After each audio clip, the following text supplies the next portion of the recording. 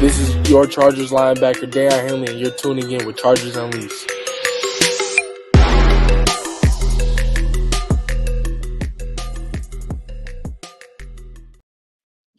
Welcome to another edition of Chargers Unleashed. Jake Hefner and Daiyan Wolkenstein here with you from the LAFB Network. If this is your first time tuning into the show, make sure to hit that like and subscribe button on YouTube. You can also follow us on Facebook, Twitter, Instagram, Spotify, and Apple Podcasts. Daiyan Wolkenstein. Open the floodgates. Hit the starter's gun. Free agent frenzy has finally begun. Kicked off this morning with a bang and continues to have just these after effects of a day that in a certain position we did not expect to happen, but free agent frenzy is officially kicked off. And we have a lot to talk about as it relates to the Chargers because it took them a little while to get going this morning, but the Chargers finally got some moves underneath their belt, ones that were much needed in some very key positions, of course. And we're going to talk about what the expectations are going to be within the next 24 to 48 hours as it relates to some other moves that could be happening on the roster. But of course, before we delve into that, obviously, everybody that's in the comments, thank you so much for joining. Feel free to start coming with the questions. You guys are obviously drive this show. When Dan and I do these live shows, they are always based on what you want. But Daiyan Wolkenstein, how are you, sir? Ooh, we've made it. Free agency frenzy. We have made it. Chargers fans, welcome to Chargers Unleashed live edition. We love these. These are probably our favorite episodes, like Jake said.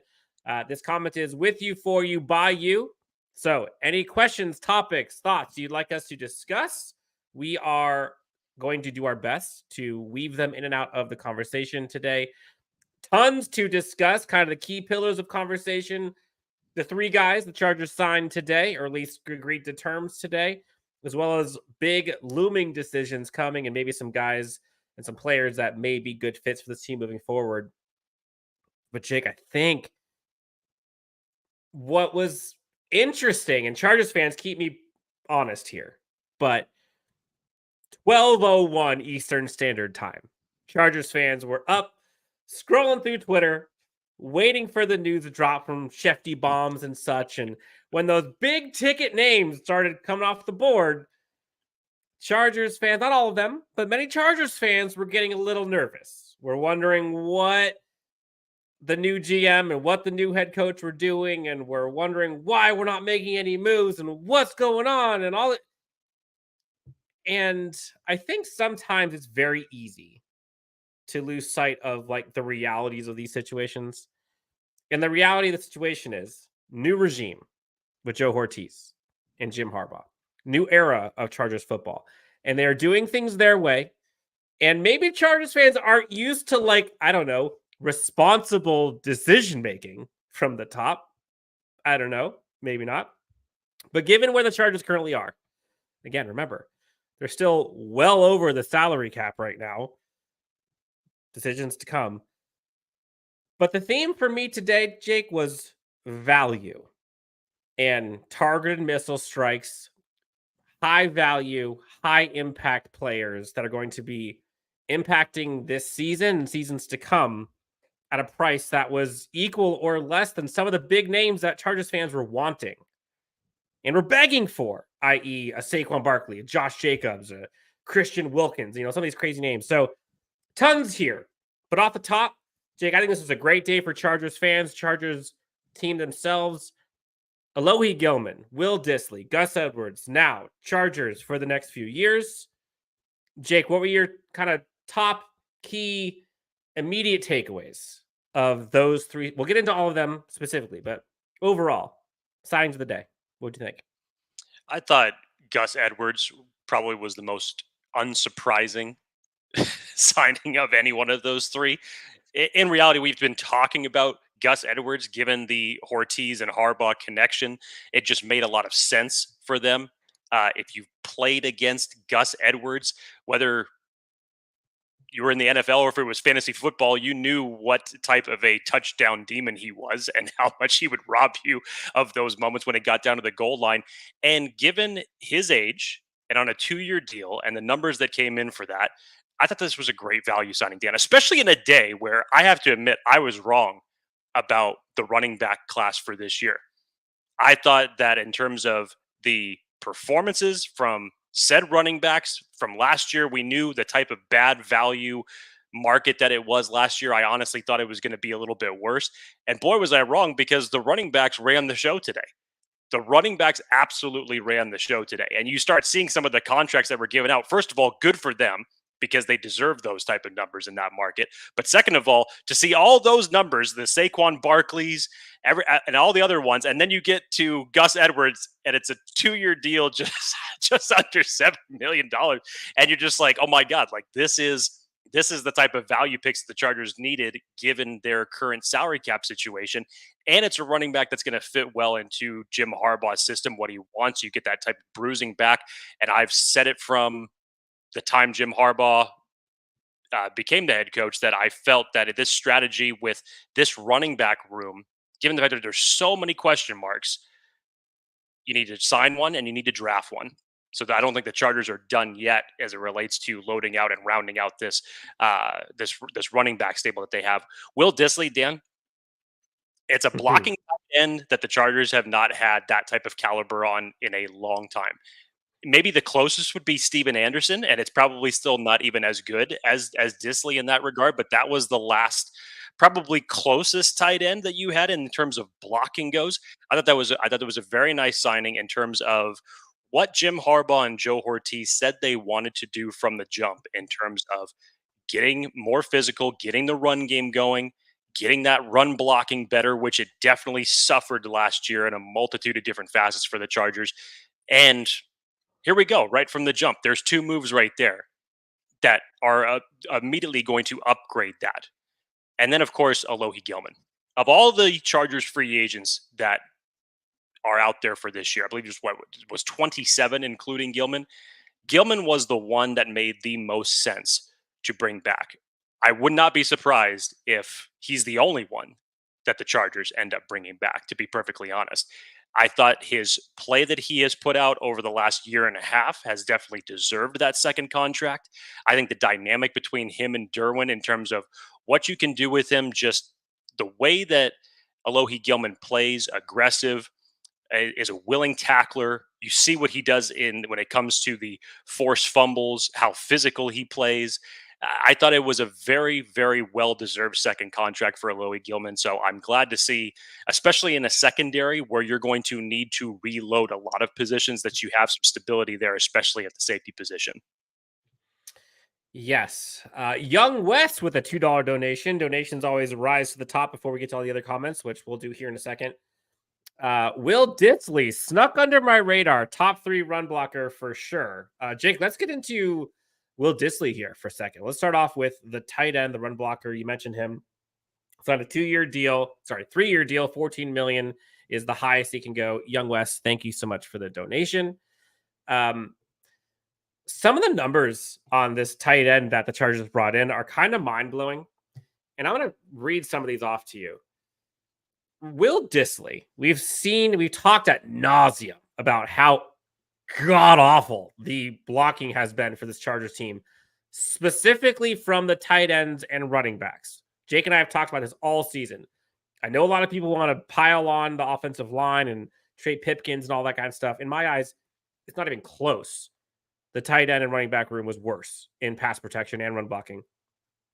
Jake, Will Dissly, second among all tight ends in the NFL last year. All tight ends in run blocking. Third among all tight ends in pass blocking.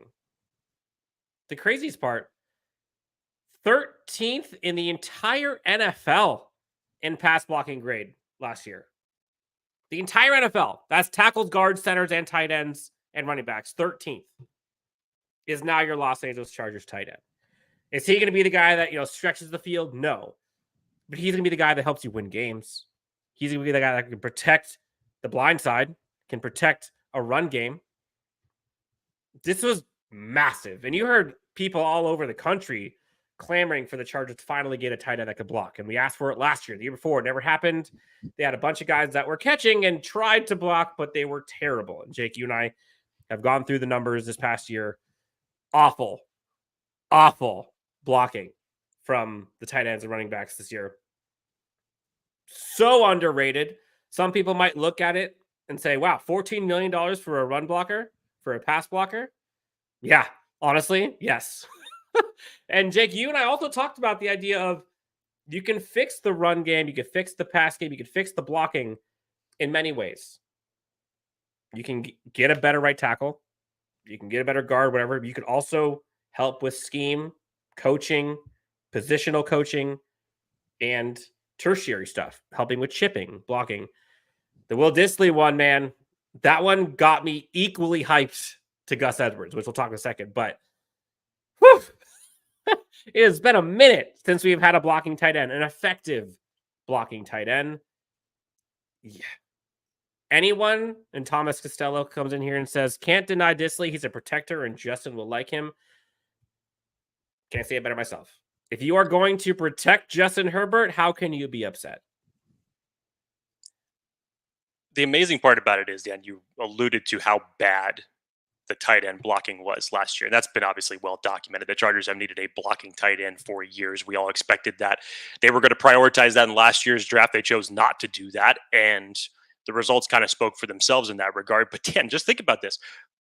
If you need someone to chip, you may actually have someone to do it now. Believe it or not. It's like the Chargers, I'm sure, brought guys in to chip those edge rushers last year. But you wouldn't be able to tell based on how the play ended up being executed. It was just insane how bad the tight end blocking was last year.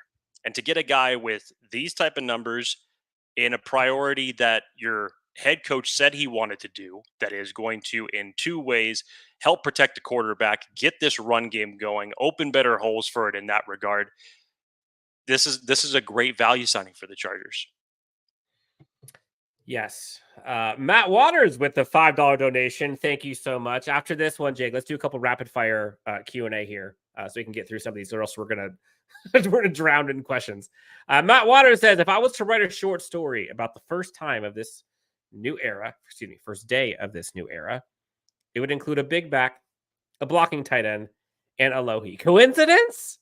I'd say he'd had the answers to the test, but yes, definitely coincidence.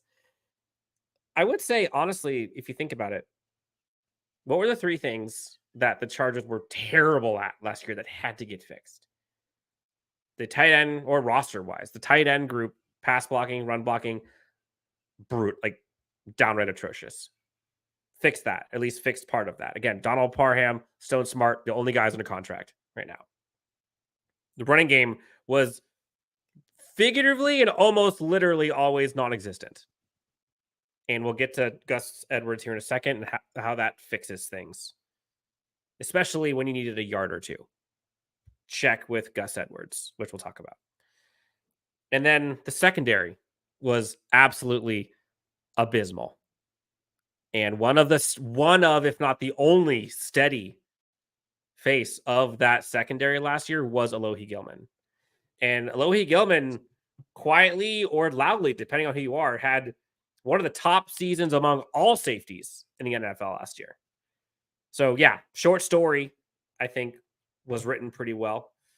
Let's see. I saw something in here about Mike Williams rumors. Let's get back to this. I saw a comment about Matt Dahl comes in and says, so the Lightning Round podcast, shout out Lightning Round, rumors that the Patriots are trying to trade for Mike Williams. Jake, are your 10 fingers and toes crossed like mine are, hoping it happens? The only thing that I've seen out there was that the Patriots were going to be heavily pursuing a wide receiver in free agency. Now, what type of merit is that? Who it is specifically that they're targeting? No idea. As it relates to Mike Williams, and this is going to obviously coincide with Joey Bosa and Khalil Mack here within the next 24 to 36 hours as we get closer to Wednesday, especially. I don't think that anybody believes that Mike Williams has much trade value right now. I only say that not from the standpoint of what he can do, but I think the rest of the league already anticipates that because of the cap situation that the Chargers are currently in, that they're going to just flat out release him. So why would they try to give any draft capital? And you might actually fall into the same realm with Khalil Mack and Joey Bosa in that regard. With these moves that the Chargers did today, I would expect that you don't see any outside moves before Mike Williams, Khalil Mack, and Joey Bosa situations are figured out. I think that is what's going to make the headlines for tomorrow in Chargers land, is that we're going to hear the news on whether it's a release, whether it's a trade that's already been negotiated and set up. One way or another, I think this is what the priority is going to be for tomorrow, because now the Chargers are, with these three moves, Dan, they're right around the 30 million mark over the cap. Do they still need to If get they under? just did those three, it'd be like 30, yeah, about 30 million. Yeah. So this is where you need to obviously now focus your attention on, because you need to be cap compliant. You need to get there. So I think it was 36, if I remember right. I think it was 36. Okay. So before any other outside free agent moves happen, the decision on these three players will take place first. Yes, Cody says if we get a 7th for Mike, sweet. Honestly, any pick. I mean, you can be greedy and say you want a 5th or a 4th or whatever, but like you want something. So you hope to see it. There are people saying trade Williams for a 4th or a 5th. That'd be wonderful. Would you rather have Mike Williams or T. Higgins? I mean, you probably would just say T. Higgins right now, just based off of availability. I think you can do more with T. Higgins personally. I know that Mike is fantastic when it comes to the 50-50 jump ball. He's one of the best when it comes to that. And I think even over the last couple of years, this Chargers offense had actually understood how to utilize him better than just being a straight deep threat. But I think when you just look at the standpoint of availability, yeah, I would probably give T. Higgins the edge in that argument. I think I'll give T. Higgins the argument for availability. I kind of lean towards Mike just from like a familiarity perspective, but like this is a new regime. And while he's familiar with Justin Herbert and while there's a connection there, like I think they just need to kind of hit the reset button a little bit there. Chargers go in the running back pool. And you see names like Saquon Barkley go for buku bucks, and Josh Jacobs go for buku bucks, and DeAndre Swift get paid. Austin Ekeler is now a Washington Commander. You're seeing a lot of these running backs go, and then the Chargers kind of just sitting back waiting. And this, of course, this was prior to Austin Ekeler getting signed by Washington. But news breaks. Ravens running back Gus Edwards signs with the Chargers. 2-year, just $6.5 million. Again, just put in context, I think it's like $13.4 million for Gus Edwards, Alohi Gilman, and Will Dissly. All three of those guys. That's about the same as what Saquon and Josh Jacobs are getting. You got 3 starting players for the price of 1 running back that you could have gone out and gotten. So, smart move. Gus Edwards. I saw a stat here from Next Gen Stats. With reuniting with Greg Roman, he averaged plus 0.7 rushing yards over expected per carry from 2019 to 2022. 4th highest among all running backs over that span with a minimum of 300 carries. Only Nick Chubb and Jonathan Taylor and Tuli Pollard have better numbers than Gus Edwards. And how often did we freaking see the Chargers running backs or the Chargers coaching staff dial up a play call for a 3rd and 1, 1st and 10, 4th and inches, and it went nowhere. It was painful, nailed on a chalkboard cringe every time, which is why we saw Justin Herbert get blasted. Gus Edwards is like the antithesis of that. We finally have a bruising running back. Finally. And actually, he's a pretty good blocker relative to what the Chargers have seen, especially this last year. I think he ranks somewhere in like the yellow range, according to PFF. Austin Ekeler was like bright red last year, along with everyone else that was in the running back squad. So the Gus Edwards one, again, familiarity with the Ravens offense, with Greg Roman, with John Harbaugh, you name it. Gus Edwards now joins the Chargers, 2-year, $6.5 million. Jake, thoughts? Dan, what I think about this, and this is just kind of me just following the tea leaves here, I think there's a very good chance that Jim Harbaugh, Greg Roman, their plan is essentially to make the Chargers running back stable, much like it was in Baltimore. I mean, remember how much of a running back committee that team was? I mean, you had J.K. Dobbins, you had Gus Edwards at the time, you had Keaton Mitchell, you had Justice Hill, you even got Dalvin Cook at one point in time. With as aggressive as they want to fix the run game, because I've seen some people in here in the comments talk about, well, what about Isaiah Spiller? Or what about Elijah Dotson? True, but at this point in time, we still do not know what they are. Those are two guys that you cannot say to pencil in as running back 2 today. Not at all. So this is why I still believe. Who's your running back 1 right now? I mean, it's probably Gus Edwards right now, but this does not sway you from drafting a running back on. I think your priority comes down a little bit from where it was, just 2 short days ago. So you probably will say, okay, we'll go out and we'll get another day 3 running back from this interesting crop of guys with, different sizes, different skill sets for what they bring to the table. But I think that is what their plan is, because obviously with Gus Edwards, as much as we enjoy about this, it's still a short-term deal. It's still a short-term deal for this. He's 28 years old. He'll be 30 at the time that this contract is up. And what is your running back room going to look for the future? If Isaiah Spiller was given more snaps last year, maybe we would have a better idea of that. But unfortunately, we don't. So I think that the Chargers could go 3 heavy, 4 heavy at running back and really just try to create a very multifaceted stable of running backs that they're just going to continue to recycle throughout the game and keep guys fresh.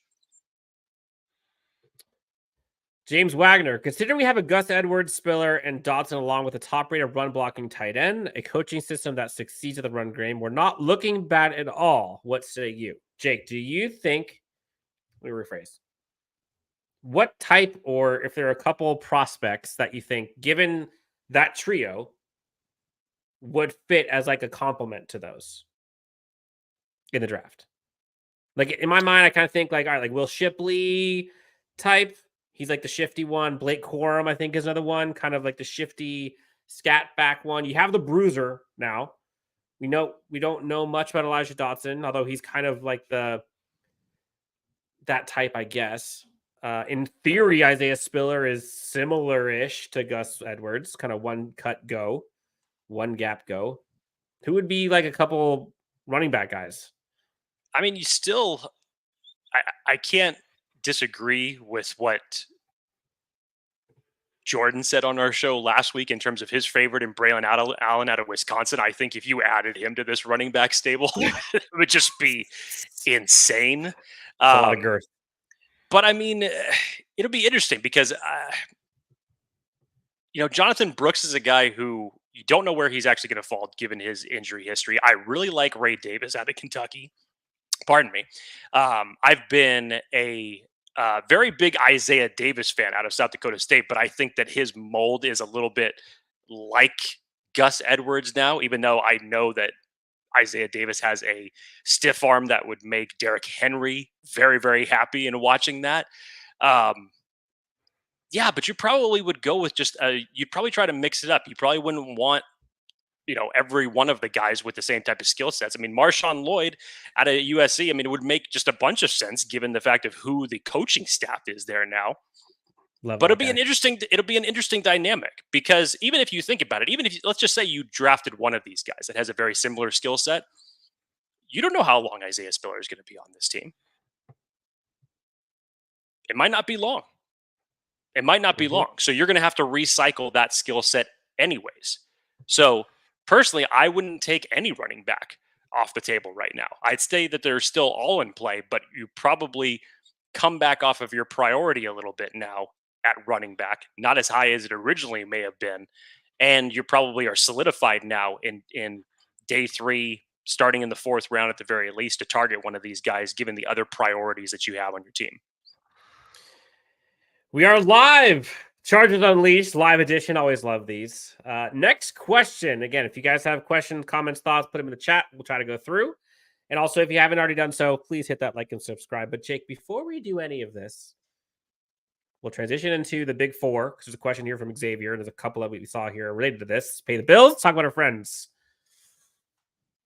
Want to tell everybody about the easiest way to get into the sports action. It's Underdog Fantasy and their pick'em game. Just pick higher or lower on your favorite or least favorite players, and you can win up to 20 times your money in a single night. Underdog keeps it super simple with their easy-to-use website and mobile apps. Just pick between 2 and 5 players, fill out your pick'em entry, get every pick right, and take home some cold hard cash. Use the promo code UNLEASHED and get your first deposit doubled up to $500 by Underdog. Go on over to Underdog Fantasy today and let them know that Chargers Unleashed sent you. So, the gigantic elephant, woolly mammoth, if you will, of this conversation in the room Yes, is yes, and yes. what and when we will hear about the quote-unquote Big Four. And like, this is going to be something, and I tweeted last night, like, I'm bracing for it. I'm bracing for impact because this is going to be an uncomfortable next few days. I don't know exactly when. I don't know exactly who. But I don't know them definitively. But I would honestly be shocked if it's not Mack, Bosa, and Williams no longer on this team when it's all said and done. I think all three are gone. I do. And the folks that say there's no way they're trading Keenan, I don't think that's true. I think if a team calls with the right package, I think he's gone too. That's not because he's not a good player. It's not because these guys are not good or because Khalil Mack doesn't have any juice left. It's simple economics. And when you have a new regime with proven success and a proven track record, how quickly do they want to turn this into the roster that they envision? And right now, this is, Jake, you and I talked about it. They can rip that Band-Aid right now, and it'll be painful right now. But the new era, the dawn of the era, begins now versus kind of kicking the can. So when Xavier asks, how long until we hear? I think we hear in the next 24 hours. I mean, we have to hear by the start of the new year, which is Wednesday. So, like, clock's ticking. But I think the three that we have here are not going to be Chargers. If it was me, that would be my choice. Yeah, I would agree. And whether this is by straight out release or there's one trade in this trio, I know everybody freaked out over the weekend when the reports started coming out that the Chargers were exhausting calls basically on every one of the big four that included Keenan Allen in that circumstance. Now, look, realistically, I don't think that there is going to be a team that's going to pony up to the value that the Chargers would want to get in return for Keenan Allen, personally. Mm-hmm. But to Dan's point, I don't think it's unwise to possibly put that off the table. Look, if you look at all the big four, every single one of them, even if you kept all four of them, are probably only going to remain with the team for 1 year. So you're eventually going to move off of them anyways.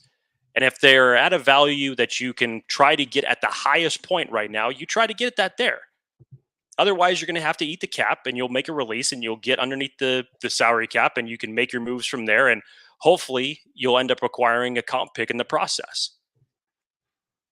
But in this particular circumstance, I personally believe that Keenan Allen is safe. I don't think that a team is going to come in with a compensation package that the Chargers would possibly entertain. I think that Mike Williams has trade value, but the rest of the league doesn't believe that, given that they already know what the Chargers situation is. So I think they know that they're going to release him, which is what I think that they're waiting for. Khalil Mack, I honestly think, has the most trade value.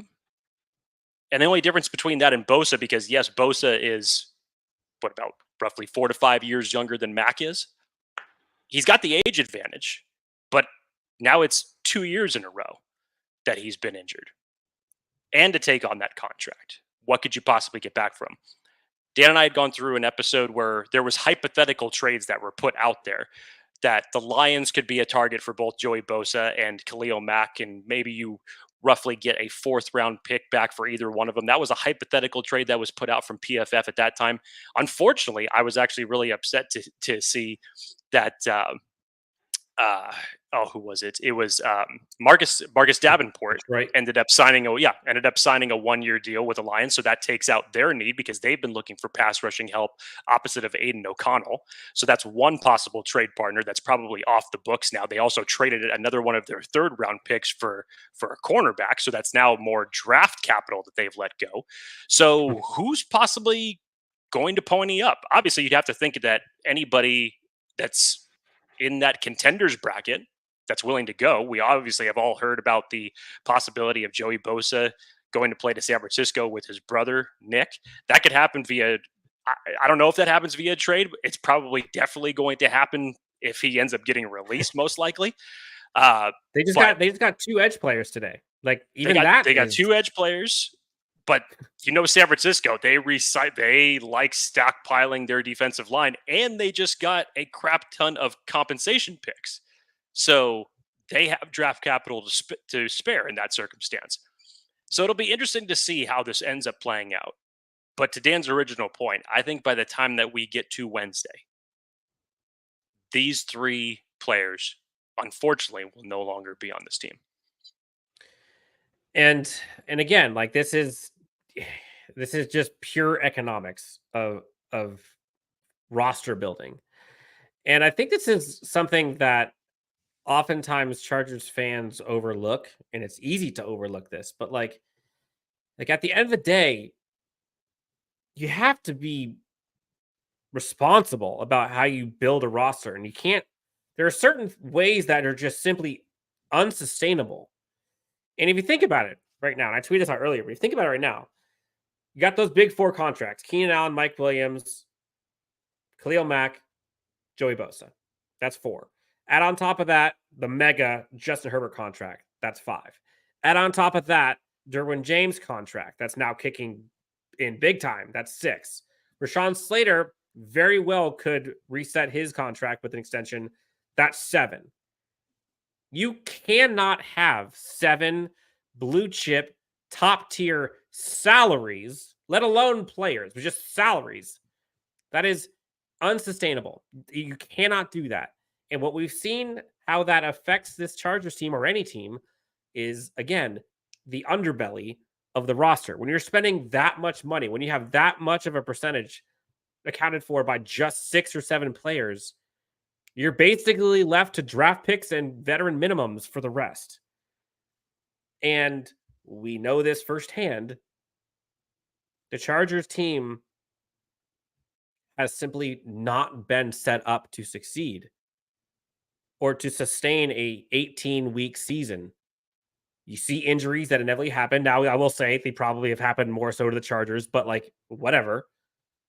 When your depth is non-existent, this is why you get in these situations. And you got to do it. It's pure economics. And personally, I'd rather have 3 or 4 blue chip top tier contracts aligned to top tier players performing up to their contract, key there, and then the rest of them B, C, D in terms of tiered salary numbers that brings together a roster.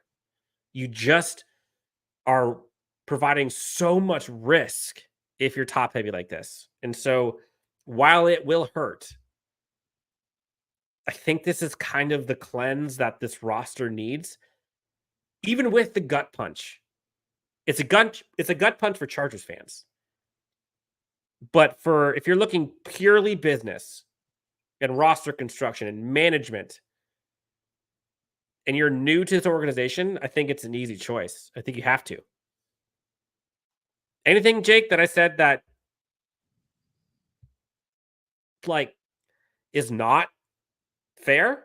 It sucks, but I've like totally accepted this now. It makes sense because you had a front office that decided to make these moves in a all-in situation going into last year. And unfortunately, you couple that with the bad free agent signings that just didn't end up producing value for you. And I'm talking about the JC Jacksons. I'm talking about the Austin Johnsons. I'm talking about the Sebastian Joseph Days of the world. They didn't end up, unfortunately, fulfilling the contracts that they were signing to. And we obviously all saw what ended up coming of that. So it was bad financial move after bad financial move after bad financial move. And at some point, you need to get out from underneath this hole that the previous regime put you under. Hence moves like these. But as Joe Ortiz likes to say, he loves those comp picks. So it's one way or another that the Chargers should be getting something in return. Yeah. And then the other contract, you talked about Gus Edwards, talked about Will Dissly. We've talked briefly about Alohi Gilman. 2 years, $11 million for Alohi Gilman. A lot of people were talking about the possibility of him getting sub 3. But then you started hearing rumblings that at the combine, Alohi Gilman's name was brought up a lot. And you're starting to hear about the value that he brings and the glue that he provided to this Chargers team when there was not many glue pieces other than probably him and Khalil Mack on this entire defensive roster. $5.5 million a year on average for a starting safety is pretty darn good for a proven starting safety and a homegrown talent. I think that was one that a lot of Chargers fans were very excited about. Alohi Gilman stays in the Powder Blues. You saw him with his Instagram reel, I think it was. He was vibing for sure. Jake, would you rather have had Alohi Gilman or take your pick of safety in the draft? It was an interesting safety draft. And I think if the Chargers didn't have so many holes, maybe you could have prioritized that because you don't know what you have still with JT Woods back there. You needed to fill something there with consistency and obviously try to make that decision on who you're going to pair Derwin James with for the next couple of years. And Alohi made this was the easiest decision to make. And I'm so glad that they ended up doing this because like I said in the opener, Alohi Gilman has earned and deserved this second contract for him.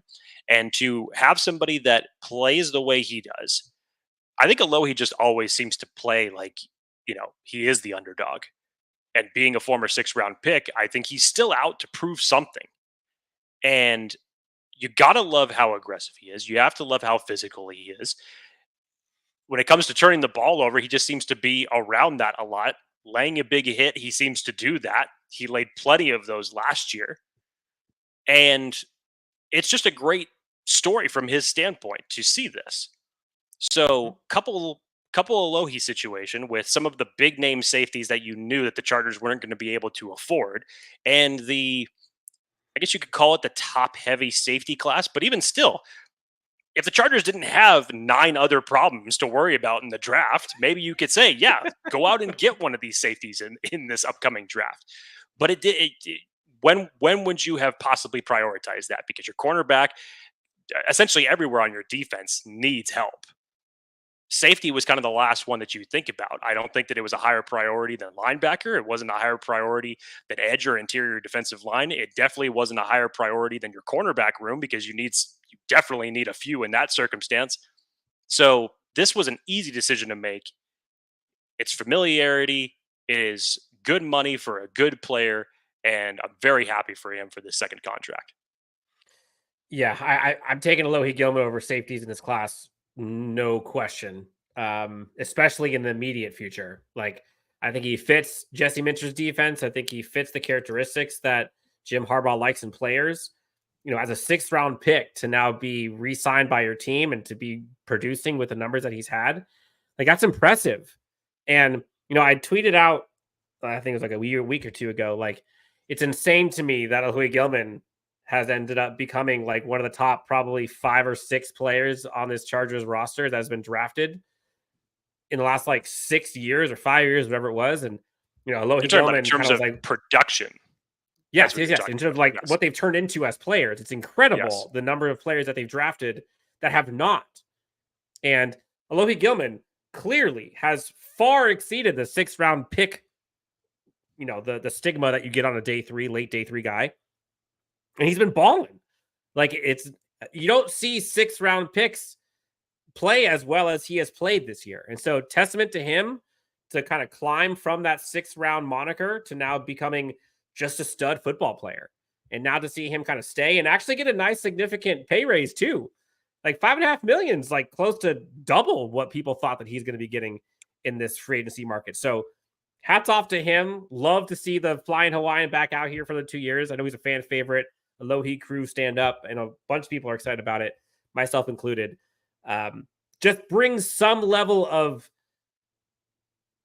assuredness, some level of like safety valve where at least you got Derwin and Alohi together that have played there that can kind of help when this new regime kind of takes over on defense. We are live. Please, questions, topics. We'll get into some possible free agents that are still available for day 2, 3+ as we continue forward. We'll also get into maybe some draft stuff. But overall, folks in the chat, what are your thoughts on today? What are you looking for moving forward? What would you like us to see from this team? And how do we think this affects the draft? Jake's favorite time of year. So why don't we do that first? Jake, Chargers now have their running back, or at least a running back. Step 1 of 2 for running back situation. They have a blocking tight end. They also have their safety. So that's essentially 3 draft picks that don't have to be selected on those 3 specific things. Cool. And they did it at a cost that was pretty controlled. And I think I would say responsible. Very much Does so. this mean Brock Bowers is no longer in play? I don't think entirely that's the case because, and I say that, and I'm not saying it as to say, okay, that the Chargers are going to take him at 5 or anything like that. But again, you look at the rest of this tight end room, Donald Parham, Stone Smart. As much as I like Donald Parham, has he shown anything of the capabilities of being your number 1 passing tight end option? Can he do it? Sure. Is he an athletic freak for his size? Yes, he is. But A, how often is he out there? B, he's not really been put in that type of a role yet. And that was due to a lot of things, not based off of his play, but previous regimes that just didn't run too many tight end sets. But that was also because they couldn't block. So, yes, you get Disley added to this group. Who's going to be your tight end 1? That's going to be your pass catching option. Does this mean you bring Gerald Everett back? No, I don't think you sign 2 tight ends in free agency. I don't think that you do that. And this tight end class is, as we know, interesting. It's not the strongest tight end class. Beyond Brock Bowers, Gap, then Jatavian Sanders, who's the athletic pass catcher of the rest of that group? So I wouldn't say that it's completely off the board. And again, let's remember, Jim Harbaugh, once upon a time before Brock Bowers ended up in Georgia, heavily recruited Brock Bowers to Michigan. And that didn't end up playing out. It'd be an interesting world if it ended up playing out, if it would have ended up playing out that way. But I could totally see a trade down scenario, and if Brock Bowers happens to be there at 9, 11, whatever it ends up being, I could totally see the Chargers taking Brock Bowers in that circumstance. So let's go a little around the horn for NFL stuff. So Sean O'Brien comments, Kirk Cousins is a Falcon, which, by the way, Kirk Cousins, like savage negotiator. Props to him. Should we trade down with Minnesota? A bunch of people are talking about possibly trading down. Yes, you should be trading down with Minnesota. We'll take 2 to tango, obviously. Challenge is Minnesota doesn't have a second-round pick, so maybe you can get next year's first. But are you okay with not getting a second-round pick this year? We're not getting another second-round pick this year to get out of your first at 5. Do you get a couple 3s? Next year's 1? Like, you doing it? Honestly, if in any trade down scenario for the Chargers, I don't think that anybody should be upset. Number 1, they haven't traded down in the draft in 10 years. So if a trade happens, even if it's back 1 spot, I don't care. At this point, I've been begging for the Chargers to trade down in the draft for years. So I really don't care what the compensation is back. I'll just be happy they get it. There's enough holes that you have to fill on this roster that right now you just need more draft capital to do so. And it sounds like you have a good front office that knows the team and the camaraderie with the coaches as well, and the corroboration to know the team that they want to build. That's the other key part of it. So, yes, you trade down. In Dan's perfect world, the Danny special, as he calls it, the Chargers trade back twice in the first round. That would hit. That would hit so well. I would just sit back and probably cry tears of joy for sure. There's a question in here about Sandersill. Do you think the Chargers should go get Mike Sandersill, Michigan corner, slot corner extraordinaire? I would love to see Sandersill in this defense. Reunite him with Jesse Minter, with Harbaugh. I still have the over-under line for Michigan players that are drafted by the Chargers at 1.5. I think they end up with 2 Michigan players by the time that the draft is all said and done. And I say that because I know that everybody immediately, basically puts him in that slot cornerback scenario. But what have you seen enough from Jasir Taylor that could tell you otherwise? As a starter? I wouldn't. No, I wouldn't say that his position's solidified. Not at all. So you get someone who's now familiar with the defensive coordinator and the head coach, and his play has obviously spoken for itself. Yes. Young West asks, what position do you think we go after in free agency moving forward? Mr. Jake Hefner. We were prepared for this one. Position-wise first. They did tight end, did running back. Got the safety. Everyone we see in the chat is still wondering who's snapping the ball. That's to Justin correct. Herbert, because certainly, clearly, currently, nobody is. We don't know what's going on with Mack or Bosa. Maybe both are gone. You're going to have 36 million minus the 20-ish that they're down. So we're going to have roughly like 17 million or so to spend. Ish. I would probably guess linebacker, maybe. Edge, possibly. Value. I think they have Josh Uche as like a name that surprisingly isn't expected to get paid as much as I thought he would have.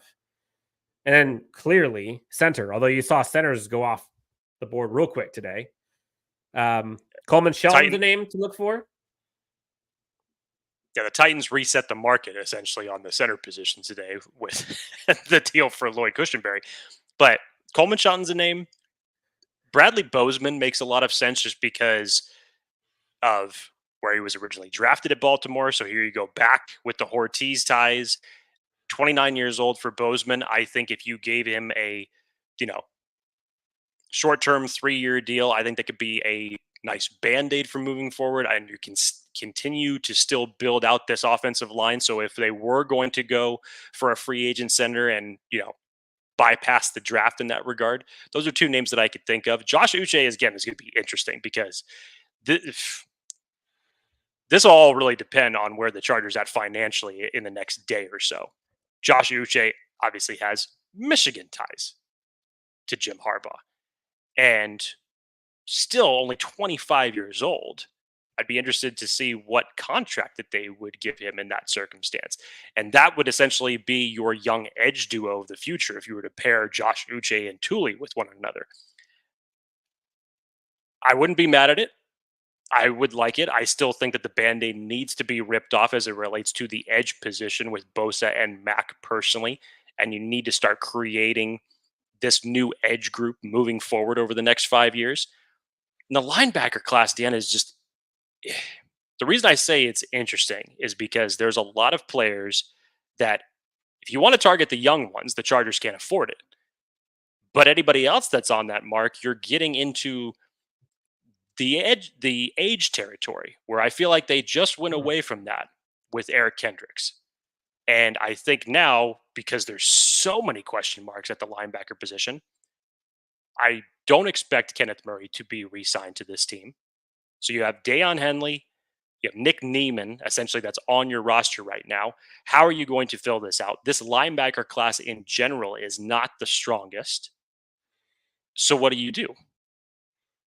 If it were me, I would say my priority is to get younger at that position. We know how athletic Daiyan Henley is, but unfortunately he hasn't had enough snaps on this roster outside of special teams to show anything like that. So linebacker is going to be a very, very interesting situation moving forward. Had a couple fans in here ask about the Ekeler situation. For those who do not know, Ekeler signed with the Washington Commanders. Apparently, there's a Jets fan in here asking what our thoughts are on losing Austin Ekeler. I'm very grateful for Austin Eckler's contributions to this team. He was a fan favorite for a very long time. As the years went on, in short, he vastly outperformed his contract. And the Chargers were very lucky, for the most part, about the production that he was able to provide and the spark that he provided to them. Now, that being said, there were things that, and maybe some of it wasn't his fault, some of it maybe had not been in his control, but there's a reason the Chargers are looking for running backs still. And Austin Ekeler himself had said that he was always looking for kind of a partner to take that RB1 spot or to share that running back position with. And it just never happened. And this Chargers team simply could not run. And so whether it's injury, whether it's blocking, whether it's age, and whether it's he's just not that kind of player, he got a lot of touchdowns. Well, prior to this past year, he's a touchdown machine, fantasy football, shout out. But in terms of championship football, getting first downs, churning the clock, that wasn't him. And it severely impacted this team's ability to win games at the end. And you can go back, there's a bunch of games, but go watch that Jacksonville playoff game and show me how much they ran in that second half. And go watch the last few seasons and tell me what the running games look like, because oof. So as an offensive weapon, yeah, Austin Ekeler was pretty good. But you can't have offensive weapons if you don't have a running game. You have to have one. So those are my thoughts. Great player for the Chargers. Appreciated by the fans for a long time. Did a bunch for this team production-wise, but as a runner, left a lot to be desired. Yeah, I don't disagree in that circumstance. I think it was time for both parties to split. I'm grateful for Ekeler from the standpoint of contractually what he got, because you look at the last contract that he played over on the Chargers, it essentially was a bargain compared to the rest of the market when it was a 4-year, $24 million contract.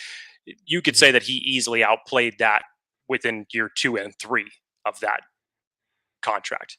Now, as to Dan's point, when it came for what the Chargers needed, based on what you weren't getting in the passing game, what you weren't getting from the pass blocking game, what you needed from that running back stable, and unfortunately, Austin Ekeler was not alone in not assisting and contributing to that in terms of run blocking, pass blocking, or just being able to gain any positive yardage out of the running game in general, because the Chargers' running game last year was absolutely atrocious.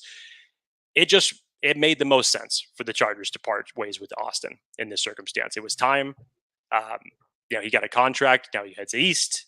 Contract that I felt like, from his standpoint, I think is fair market value based on the rest of what everybody else has gotten. So you wish Austin well. As Dan's point, he was a fan favorite for a long time. There's no ill will that anybody should have towards Austin Ekeler at this point. This is a new regime. It's a new day. And this is the retooling and rebuilding, if you will, of the Chargers that just needed to happen. Yeah. Wish him well, honestly. I hope he balls out in Washington. Great dude on and off the field. Shout out to Oscar for the $1.99 donation. Appreciate you. A lot of people in here talking about trading Keenan Allen or Mike Williams or Khalil Mack and Joey Bosa. And look, the simple reality is the Chargers have to be compliant by the start of the new year, which is Wednesday. I think it's 1 o'clock Eastern. So I think it's like 10 Pacific or something like that. And they currently aren't.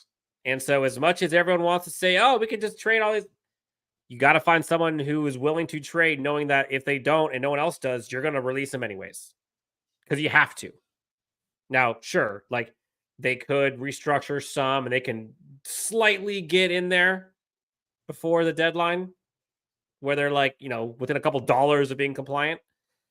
But realistically, do we really think that that's the best decision for this Chargers team? I was doing some quick just playing around, and I got to go find it. But I think Spot Track has a calculator where you can go in and kind of check out the salary cap. And if you cut, release, trade, whatever, you can see what the cap situation looks like. Right now, the Chargers are, before all this stuff happened with the signings today, 21 and change million over the cap. Khalil Mack, Joey Bosa, and Mike Williams. If you take those three, and whether you trade or cut for compensation, whatever it is, those three go from 21 million over the cap to 36.5 under the cap. Then let's say you look at guys like Morgan Fox, that brings you up to 40 million. Let's say they decide to restructure Keenan Allen's contract and he stays. They can probably get up to 50 plus million under the cap. And as much as it would suck to not get any compensation for those guys, they might not have a choice because time's running out. And unfortunately, other NFL teams know that. And so what is the pull for other teams to trade, let alone trade high capital? That's it. When they know the Chargers are kind of in a stuck between a rock and a hard place right now. Again, it's tough when you do what the Chargers did last year with those 4 restructures of the contract. If Khalil Mack was 25 instead of 33 years old, this would be a lot easier of a chess piece to move, even with the contract, personally. You take those stats from last year, if you were to equate that in, say, a 25 or between a 25 and a 28-year-old player, you would probably have a much more feistier trade market that'd be willing to part ways with higher draft capital. Unfortunately, you don't, because any team that obviously ends up taking on Mack or Bosa's contract knows that that's going to have to end up being restructured. It may only end up being a 1-year deal for whoever gets Mack in that circumstance, because how many more years do you expect to have him put up production like he did last year for the Chargers? The chances are probably not the best. So this is what the other teams are weighing, as opposed to, do I give up any draft capital at all? Or do I just wait for them to be squeezed financially and I'll sign him to the contract that I believe is going to fit well within our system? Thomas Casello says those decisions are probably made, I would say. I think I agree. I think right now it's just a matter of timing. You know, whether there are specific numbers or, you know, if a last minute trade or something happens, but I think the understanding that regardless of what comes to be, those however many players or whatever, whoever they are no longer going to be a part of this team. I think it's just a matter of, you know, finalization, if you will. Let's hand this over to the Chargers fans. Jake's taken out for a hot second here. I think he has some technical difficulties. In the chat, what are your thoughts? What are you looking for moving forward for this Chargers team? How do you see this impacting this free agency moving forward? What do you think they're going to do next? In the meantime, I'll continue with these questions. Luke Edwards asks, do you think we cut any of them and offer them contracts again for lower prices? No, I do not. The only ones I could see possibly, or that I think that they should possibly restructure, would be Keenan Allen, possibly Khalil Mack. Although, like, Khalil Mack, honestly, Khalil Mack is probably, I would think, will get traded. But that's a lot of money for Khalil Mack right now. And so, yeah, you can structure him. You could probably save another $10+ million if you add another year to it. I don't know if that's the best thing for this roster moving forward long term. But I don't know. I don't think they're going to sign again for lower prices. Jesse asks, what about Kenneth Murray? I can't even find out if he's a free agent or not. Yes, he is a free agent. Whoa, Jake.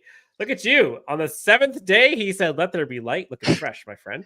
You know, it's this daylight saving times thing. It's just like I felt like we were recording at 4, and then all of a sudden, like, oh yeah, hey, the sun's dropping finally. Okay, had to improvise. Welcome back. Thank you. Welcome back. Kenneth Murray is a free agent, as is Patrick Queen, by the way. Jake, percentage chance that Kenneth Murray gets re-signed. Now, this might be an answer that people might not expect because this is a new regime, and think about the types of players that this defense and Jesse Minter and stuff have had. But Jake, is Kenneth Murray a Charger next year? I'll give it a 8% chance. 8. Yeah. Gabriel says 0%, hopefully. Josh Uche, Jake, a name that we talked about earlier. Do you see them going edge in free agency? And if so, how much would you be willing to shell out for an edge player, considering you've got 2 already here that you're about to get rid of in theory? Yeah, I mean, much like in the same circumstances, people have said, like, okay, if you get rid of Mike Williams, go out and sign one of these other big priced free agent wide receivers. It's like you already got enough money wrapped up in that. So to me, it wouldn't make the most sense that you get rid of 2 edge players with huge price tags to then go right back around and sign one with a huge price tag. Now, Josh Uche, as it relates to his possible market, was projected by Spot Track to be somewhere around $8.5 million. Dan and I personally believe that that's actually too low. I think that he's going to get into double digits easily. He has the age factor, only 25 years old. I think that somebody will pony up to give him a double-digit contract for sure. What are your thoughts on a backup quarterback being signed in free agency? A few went off the board today. I think I saw rumors of possible Easton Stick. I forget where it says he was going. To but Philly, to reunite with Kellen Moore. They're probably going to have a backup at minimum, as like a practice squad guy. I mean, if they do, they're not spending a lot of money on it. Promise you that. I would say near the minimum, but most likely would probably be a draft, I would think. Jake, agree? Hopefully this time, if the Chargers end up drafting a quarterback, number one, you can't say that you're putting it anywhere between rounds 1 and 5. But let's just hope that even if you do end up drafting a quarterback at any point of the draft, that he ends up making it to training camp or out of training camp this time. Let's see. All right. It looks like a lot of people want to talk draft stuff. So let's get into draft here for the next maybe 10, 15 minutes. Then we'll get out of here so people can enjoy their evening. Jake, favorite time of year? I think we're, 50 days, I believe, ish from the NFL draft? Has to be less than that. ZX Zeller. It better be less than that. If we traded back to 15, Bowers and JPJ, Jackson Powers Johnston, for those who don't know, stud center, and both are on the board, who are you taking? 15. This is not what I would do. No, let me take that back. It pains me to say this because it's a great comparison between 2 players. But if I was putting my Jim Harbaugh hat on, this is JPJ easily. If the Chargers don't go out and sign a free agent center, you take JPJ 100%. That is your anchor with Justin Herbert for the next 5 to 8 years, for however longer Justin Herbert's going to remain on this roster. That is your guy. That's essentially, Dan, think about this for a second. JPJ comes on this roster, and Nick Hardwick is partially responsible for coaching him up. I literally got chills. Chills. That'd be so nice. Okay. Someone had here Arnold or Mitchell at 15. Terry and Arnold or AD Mitchell? Quinyon. Corner. Wait, is this? Oh. Or sorry. Quinyon Mitchell. Sorry. Is this what it is? Probably Terry and Arnold or Quinyon Mitchell. It's probably Quinyon Mitchell. I'm sorry. Which corner? I have been so high on Quinyon Mitchell since December. And unfortunately, as I have said previously, he has done everything to just absolutely obliterate the dreams of him ending up on the Chargers because he's done everything right. I still believe he has the best instincts out of any corner in this entire class. And what he did in college check. What he goes and does at the Senior Bowl, destroys. What he does at the Combine, explosion. Just everything that he's doing is just skyrocketing his draft stock. Dan, there is talks that there is a possibility that Quentin Mitchell could be the first cornerback taken. Now, I don't personally see that happening. I think Terrion Arnold has him beat in that circumstance just based on a number of different facets, but they're not that far apart, in my opinion. If it was me at 15, I think both guys honestly would fit into Jesse Minter's defense and what they want to do perfectly. But I probably would have to give the edge to Arnold just from the standpoint of he's got that it factor that you want out of cornerbacks, and you see it in his play, and you see how aggressive he is, and he's a willing tackler, and he's good in the run game. I'd have to give it to Arnold if he's still there at 15 between those two. It would pain me because I love Quentin Mitchell, but I'd have to give it to Terrion Arnold there. I think I would as well. While we've been on, Jake, breaking news, Zach Moss looks to be signing with the Bengals. Justina Anderson lately has reported that she says, quote, "I'm told there's interest on both sides between the Ravens and running back Derrick Henry." Per source, an agreement still has not been reached, though. We'll see. Dude, the Ravens with Derrick Henry and Lamar Jackson, like that's like a cheat code. Wow. Jeez. Jalen Reagor looks to be signing back with the Patriots. I think that was it for the latest in free agency news. Teams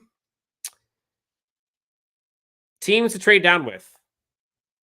Falcons now have their quarterback, so I think that they ate away. Although, possibly, they can now be in the hunt for a stud wide receiver. So maybe they trade up for that. Possibly.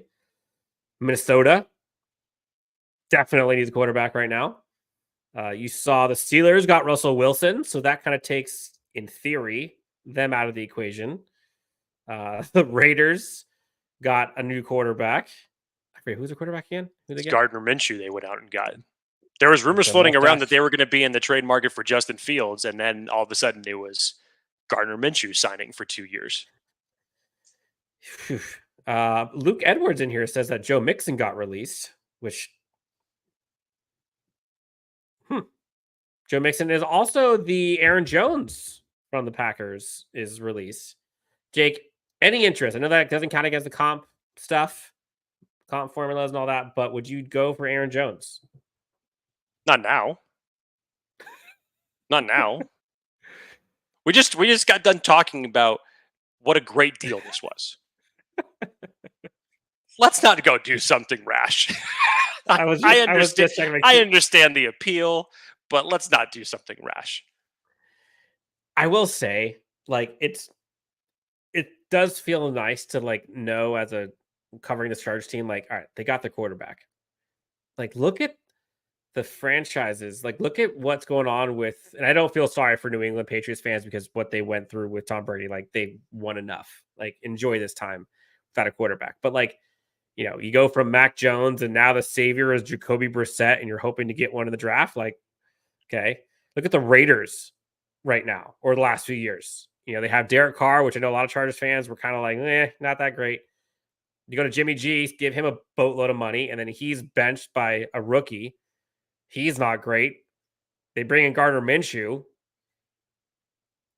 I mean, that's tough. That's tough. And look, the Chargers, it's like, can we just freaking figure out a defense and figure out the line? Give them some weapons. Maybe a running game would be nice. And watch them cook. Please? Please? Minnesota may be your best chance, though, Dan. Minnesota may be your best chance, though, because if you look at it, the Giants traded away their second round pick today when they acquired Brian Burns and signed him to a massive contract. I know some people are talking about in here, which we've also talked about as well. Interdivision trades that they've brought up, so possibly to the Raiders or the Broncos, given their quarterback need. I just don't see that happening. It's so rare for trades like that to take place where you're giving, you know, your division rival draft capital for you. And especially where they're at, it would have to be a similar package to what Minnesota would have to give up in order to move up to 5 for the Chargers. So the Chargers are in I guess their suitors have lessened, over the last few days, for sure. But, Dan, if everything trickles right, which after we heard that the Jacksonville Jaguars had signed Mac Jones to be the backup to Trevor Lawrence, it pretty much solidifies that New England is going to take a quarterback. Even though they just signed Jacoby Brissett, they need to take a quarterback for the future, obviously. So that almost assuredly signifies quarterback 1, 2, 3. And we would assume, depending on what Arizona does, if someone wants to trade with them for whatever, if they stick and pick and it's Marvin Harrison Jr., the Chargers actually would be in a terrific spot in this circumstance. Just think about this for a second, because if they don't trade the pick and for some reason Marvin Harrison and Malik Neighbors are still on the board at 5, which could definitely realistically happen, you go that route. If there is a quarterback that happens to still be on the board and it doesn't go 1, 2, 3, 4, it goes 1, 2, 3, then wide receiver, and there's JJ McCarthy, who we have to thank Jim Harbaugh for just completely elevating his stock since he was on the Rich Eisen show. That should be the target for anybody, because essentially now it's going to become a bidding war between who's going to be able to get to him first, between the Raiders, the Broncos, and the Vikings. The Vikings have to be in a situation where they have to go up and get this. I truly don't believe that the Broncos would want to give any draft capital to the Chargers, even if it meant going up to getting their starting quarterback. I agree, and I don't really know what the Broncos would give the Chargers that would be enough, honestly, with what they have. Like, they just gave away so much stuff to get their coach and to get Russell Wilson, and now they're paying a boatload to see him go somewhere else. Like, it's tough. But maybe get future assets, possibly. Jorge Gomez says, or Gomez maybe? Did any team in the AFC West do anything that makes them contenders for the division? I know I will say, and it's very easy, and I've been victim of this a few times and victim's the wrong word. I have been guilty of this, where another team that the Chargers fans hate, rival, and like you find reasons to justify why it's terrible. Terrible draft or terrible free agency move. The Raiders go out and get Christian Wilkins, bona fide superstar player. The guy's a stud. And immediately you see like Chargers fans are just like finding ways to make it seem like a stupid, terrible signing. Whether it's like, all of the Coupon Tom's selections turned into trash, or how could you pay that much for interior defensive line? Or, but look at the offense. Like, we can be honest here. That defensive line is going to be nasty. I tweeted about it earlier. You had people in the comments kind of saying the same thing. Wilkins and Crosby on the D-line will be a problem, says Francis. Like, that's a good move by them. We haven't really seen much by the Broncos. We have the Chargers, who I think have gotten better. But again, we're about to see kind of a Oregon Trail, if you will, of folks headed, I guess, opposite Oregon Trail. You know that the Broncos are going to be in a wide receiver market for sure after giving away Jerry Jeudy. Absolutely. They needed to acquire draft capital. Yep. The Chiefs, I think they have stayed put. The only name that possibly is kind of out would be L'Jarius Sneed, excuse me. They lost their punter, but they gained punt God. So, like, I think the Chiefs are still the cream of the crop, obviously. I think the Chargers have gotten better in terms of, like, ability to win games. But to answer the question, I think the Raiders got better. I think the Chargers got better. I think the Broncos are probably and the Chiefs are staying put, which is not a bad thing for them.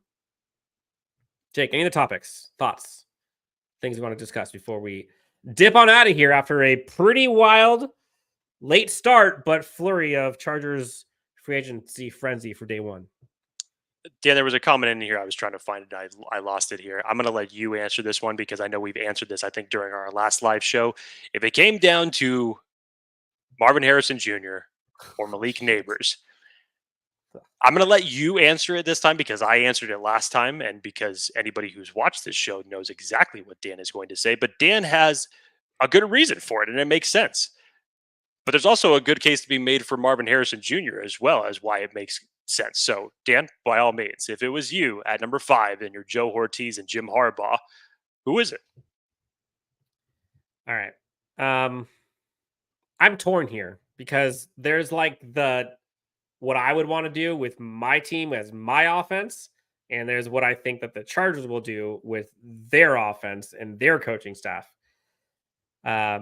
You all heard, or if you didn't hear, go check out Haley Elwood's interview with Greg Roman, and they talked about like the brain trust, if you will, and the collaboration that the entire coaching staff is having. And that's one of the benefits that we talked about before of them having like a 30 plus large coaching staff where they can bounce ideas off each other, where it's not just one guy making decisions. It's not just Greg Roman pounding the rock 40 times a game and Chargers fans are banging their head against the wall because Justin Herbert's not doing anything. I think this will be innovative, excuse me. I think this will be more of a passing offense than Chargers fans are giving Greg Roman credit for. I think his coaching staff knows what they have in Justin Herbert. And so it then becomes, at wide receiver, what flavor do you want? I have said since December that I have Neighbors and I have Harrison in the same tier. One is not better than the other. They are different archetypes, both incredible. If I was looking for desserts, they are both equally great. Just depends on what I'm in the mood for. On one hand, you have the bona fide playmaker, the explosive, the game-changing, take the top off, one play and you're done. You have like the fireworks. You've got the highlights on SportsCenter. Like you have the bazooka cannon, if you will, that you can finally unleash Justin Herbert with speed, give him his guy in Malik Neighbors. And almost in every statistical category, he was better than Marvin Harrison Jr. this year. Period. Now, Marvin Harrison Jr. is also a generational wide receiver. And you may argue that he might fit what this Chargers option or what this Chargers offense would look like, or what they envision. That not necessarily the guy who takes the top off, but the guy at the first, second, maybe third level can win any one-on-one imaginable. He might not run away from everybody, but he's going to make every catch. And the guy's a 6'4" freak athletically. And so there's a reason why he's being talked as arguably the best wide receiver prospect over the last decade, because he's that good. But they're both that good. They're just different. If it was me, I have been salivating at the idea of having a receiver like Malik Neighbors for years with Justin Herbert, and we have not had it. I would go Malik Neighbors. I think the Chargers and this regime will go Marvin Harrison Jr. But what a problem to have that you have to choose between those two. It's not a bad problem. But it would be so poetic, Jake. It would be so forking poetic. Those two guys on the board and the Chargers trade back. Like, I don't know, like the devil and the angel on my shoulder. I don't know which one would win that. Because on one end, I'm like so livid that instead of getting the guy that I've been hoping for years, they trade down, and they don't. But then at the same time, I'm like, dude, we haven't traded back in like 84 years. Holy hell, let's go. So, to make a long story short, I'm going Neighbors. They're probably going Harrison Jr. But win-win for the Chargers. You're either going to be able to trade back and get a haul for someone looking for a quarterback, trade back, get a haul for someone who's looking for a generational talent, or you get to pick one. Or you go Joe Alt. Daniel Jeremiah. Well, about wrapping up. I was going to say that about wrapping up for Chargers. Great way to end it. No, Daniel Jeremiah actually, funny, replied to a quote tweet of mine from him. He had said, there are a couple people that asked this. I figured we could bring this up. Daniel Jeremiah earlier said, great nugget from NFL research. The last time there were 5 offensive tackles, at least that was their position in college. The last time 5 were selected in the first round, 4 of the 5 lined up at right tackle as rookies. This was last year. 4 of the 5 lined up as right tackles. The 5th lined up as guard, which was Karonsky. And then he says, keep that in mind the next time someone says you can't take a right tackle in the first round. Which my immediate thought was like, oh, DJ listened to the comments. He read some of those. So I then quote tweeted and said, oh, DJ punches back. To which he replied, I love Twitter. I've called the games for the last 6 years, known the GM for 20 plus years, being Ortiz, worked with him for 4 years, and I get accused of being uninformed. Gotta love it. Does that sway change your viewpoint, Chargers fans' viewpoint, if they were to draft a tackle to play right tackle at 5? I don't think it's specifically. I don't think it's necessarily right tackle, but if you did it at 5, with who's still on the board, I think that's the other caveat to this, Dan. That's been the biggest issue. It's not necessarily taking a tackle. It's taking a tackle at 5. And I totally understand Daniel's, input on this. It makes a whole lot of sense. Even so, for the Chargers, if the Chargers are going to be drafting a tackle, let's just say in this situation at 5, then number one, with Trey Pipkin's situation, there's only one of two options here. If he remains on the roster, he immediately becomes the most expensive backup offensive lineman, I think, in the league. $9+ million backup swing tackle. If you choose to move off of Trey Pipkins due to his contract and him only being in the second year of a 3-year contract, you're essentially eating another $10 million in dead salary cap space. So which do you do in that circumstance? Now there was a possible scenario that Daniel had talked about with Talise Fuaga, that if you were to draft him wherever he's drafted, be it between 5, 12, whatever it may be, that you immediately start him at guard. And then if Trey Pipkins doesn't end up working out, then you immediately kick him out to the right, and there's your bookend tackles between him and Slater for the future. That made more sense to me to do that. GS says pumpkins at swing tackle is the goal. Means you have a competent O-line. I don't disagree with that on principle, but a $10 million swing tackle is not the goal for a team that is currently still $20 million over the cap. So I don't know. A lot of people are agreeing with us, though, Jake, or agreeing with you here. I agree that at 5, you take a wide receiver. Moving a left tackle to right tackle at 5, that's just being stupid, says Forgotten Lolcow. HH4 says, but taking the BPA is wise. We would say this in no world is the BPA a left tackle or right tackle at that point. Kevin says, no tackle at 5. You got to take a top wide receiver. So I think Chargers fans were in a good place. Day one, again, there's still possibly more things to happen today. I don't know. I'm honestly kind of surprised, Jake, that we have not seen this Chargers team add another free agent during this, because I feel like every time we go live, something happens. Hell, it'll probably happen 3 minutes after we get off this. That's usually day one was about the additions. Tomorrow, I think, is going to be about the subtractions. Again, take a deep breath. Brace for impact. I am bracing. Thomas Costello, friend of the show. Spread the word. Let's get the guys to 10K. Hey, I'd appreciate it. That would appreciate be that. If you have not already done so, please hit that like and subscribe. What you guys do for us helps us a ton. Feedback, comments, you name it. We're here for you. Jake, anything else? We went a little long here today, but it's for the people. Anything else? I know we went through a lot today. Before we get out of here. Dan, we're in the thick of it now, baby. We're in the end game now. Let's go. Let's go. Give me to April 25th already, please. The Chargers add Gus Edwards, Will Dissly, and re-sign Alohi Gilman. Fix the running game, help with blocking, and help shore up and keep consistency with the defensive side of the ball. We'll see what happens on the next few days, 24 hours, 48 hours. But again, it's going to be tough. Thank you to everyone who took part in this. We always love to do these live shows. You guys mean a ton to us. Please hit that like and subscribe. For those who do not already do so, you can follow Jake Hefner on X at Jake T. Hefner, myself at Dan W. Sports. Thank you so much for tuning in. We had so many people in the chat this time, Jake. We had over, yes, we did. I don't know what the number is, over 1,000 people going constantly. Thank you so much for tuning in Chargers Unleashed. We'll talk to you next time on the next Chargers Unleashed.